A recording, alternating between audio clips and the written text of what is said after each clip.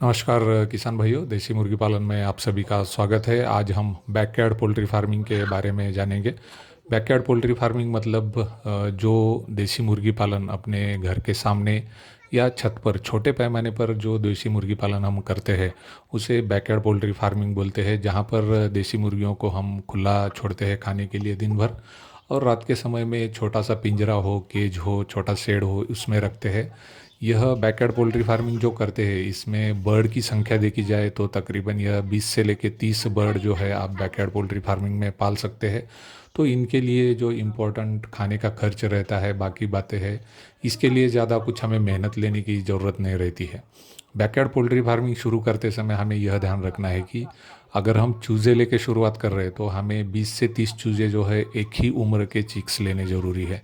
काफ़ी बार लोग हमने देखा है कि अलग अलग उम्र के चूज़े लेते हैं, जैसे कि कोई 100 ग्राम का चूज़ा है, 200 ग्राम का है।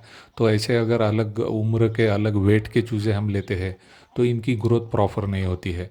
तो अपने गांव में ही अपने आसपास अगर देसी मुर्गी के चूज़े मिलते हैं तो ये ध्यान रखें कि सेम उम्र के और तकरीबन वेट जो है उनका सेम होना ज़रूरी है।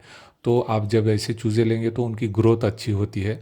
और उसी तरह एक एज के चूज़े लेते हैं तो उसको हम टीकाकरण या वैक्सीनेशन है वो भी कर सकते हैं।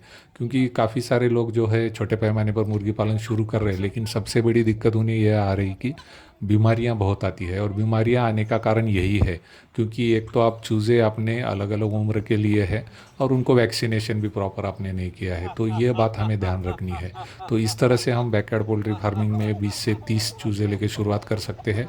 इनके खाने का प्रबंध भी हमें करना है। खाने का प्रबंध हमें करते समय ध्यान रखना है कि हम ये हमारे घर पे या छत पे मुर्गी पालन कर रहे हैं तो हमारे घर में, घर के आसपास जितना वेस्ट मटेरियल घर में हम देखते हैं कि सब्जी का वेस्ट मटेरियल है और काफ़ी सारे ग्रेन्स हमारे घर में रहते हैं। तो ये पूरा वेस्ट जो निकलता है, किचन वेस्ट हम इसे बोलेंगे। और घर के बाहर जो भी हमने पेड़ लगाया है, फूल लगाया है, तो ये ग्रीन वेस्ट जो है, तो ये पूरा वेस्ट हमारे देसी मुर्गियों का खाना है।